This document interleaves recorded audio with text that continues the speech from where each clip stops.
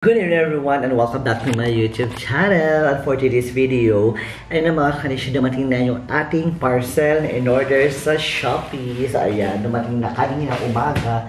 Kaya ako kita. So ito na nga siya mga kanisyo and ayan, so kararating ako and excited akong buksan ito kung ano nga ba ang nasa loob ng aking mahiwagang box. So ayan na mga kanisyo, without further ado, bago yan,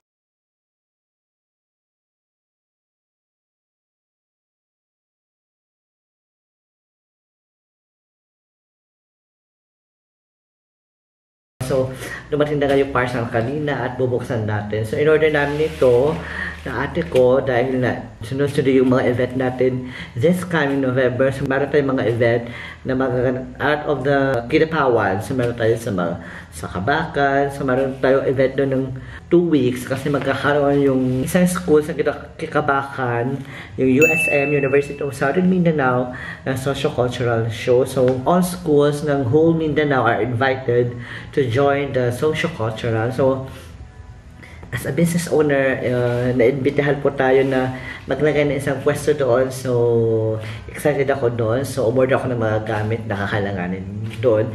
And syempre, this coming November also, dito sa Kinapawan, meron tayo isang event, intramurals ng North Valley.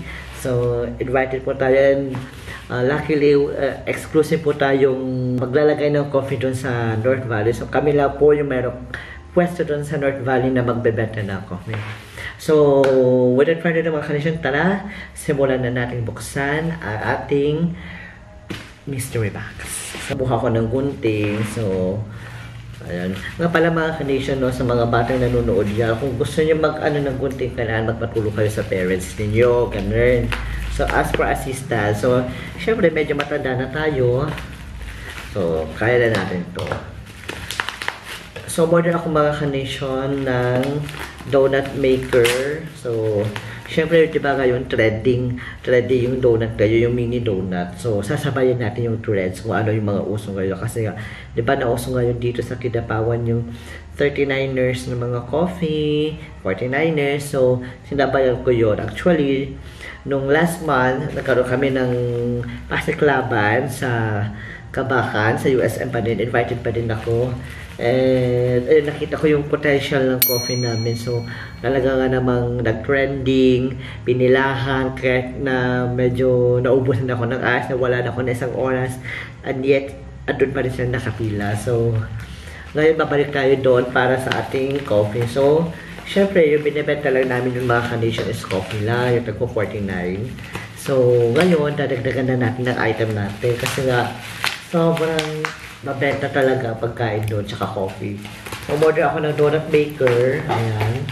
Order ako ng dalawa para pwede natin siyang gamitin sa aming isang pwesto dito sa CDK, Colegio de Kinapawan College.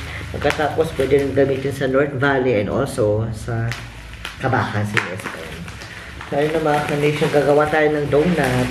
And actually, gumagawa naman talaga ako ng donut. So, meron akong recipe ng donut. So, order ako ng dalawang donut maker. Okay na ba siya? Ito na siya mga kanisyo. Dalawa yung dumating. So, I'm so excited. Mini donuts lang naman yung gagawin natin mga kanisyo. Kasi nga, yun ang trending ngayon. Tsaka, hindi siya madaling masira. Tsaka, mabilis siyang gawin. Ayan. So, ito na nga siya mga kanisyo. Oh my God, sobrang balot na balot. Very secure. Itong ano talaga ng ano.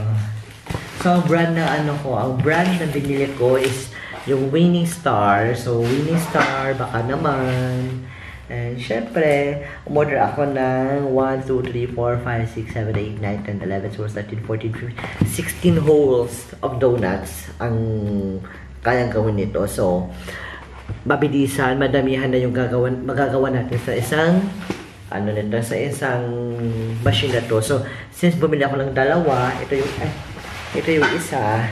So, makakagawa tayo ng 36 donuts sa isang gawaan lang. So, excited ako ipakita sa inyo kung paano gawin. So, right now, ipapakita ko lang muna sa inyo kung ano yung itsura na akin nabili. And, probably, next vlog natin, pwede na natin siyang pwede ko ituro sa inyo kung paano gumawa ng donut or ipapakita ko sa inyo kung paano gumawa ng donuts.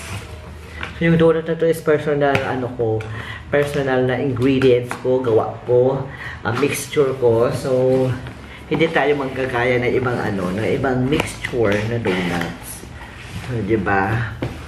So, isa lang siguro, mga kanisyon siguro, isa lang yung bubuksan natin kasi pareho lang din naman sila. So, isa lang yung bubuksan natin. Very sealed. Ito mga kanisyon, very sealed.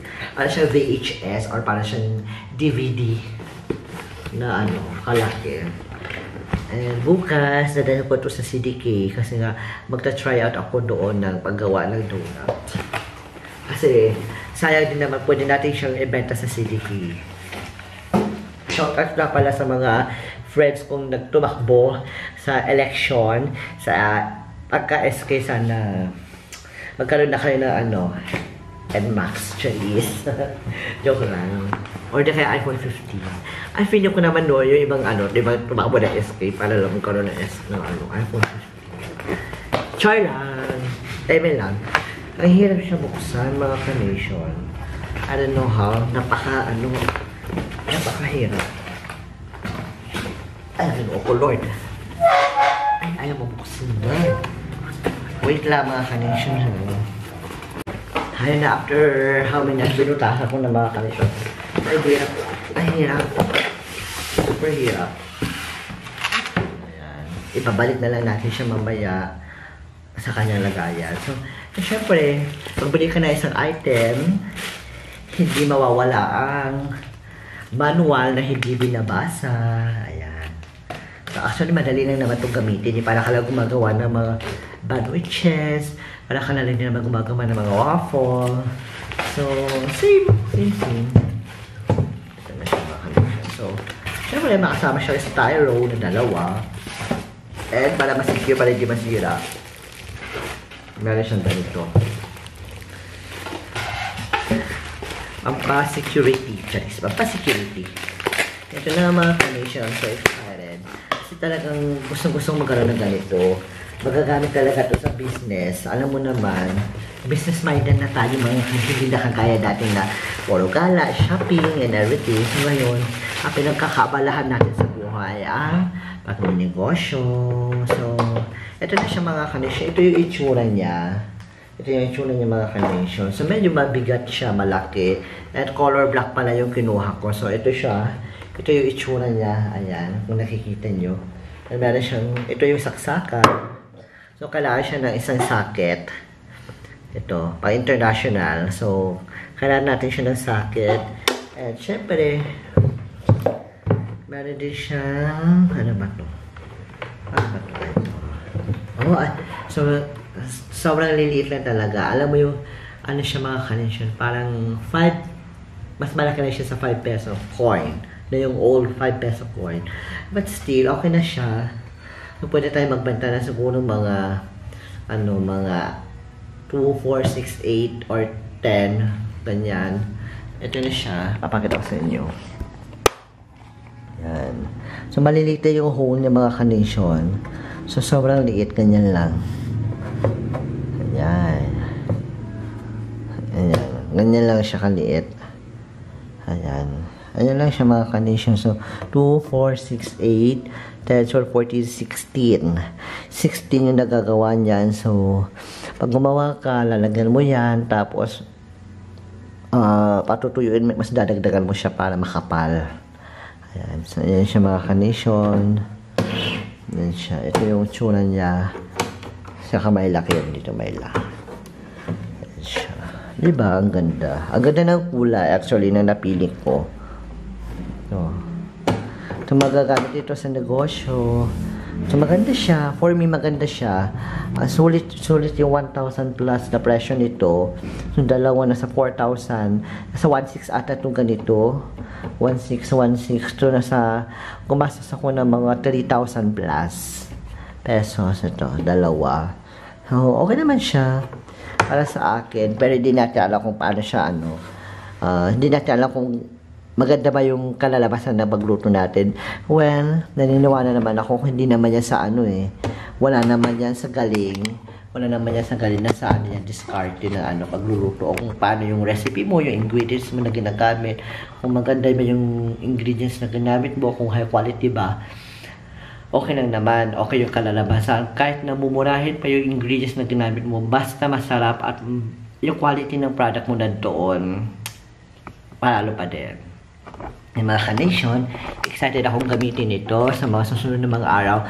But tomorrow, I will try my best na magamit ito sa kolehiyo di kinapawad dito sa isang pwesto namin para i-try out namin kung maganda ba yung ano nito, yung kalalabasan ng aming luto.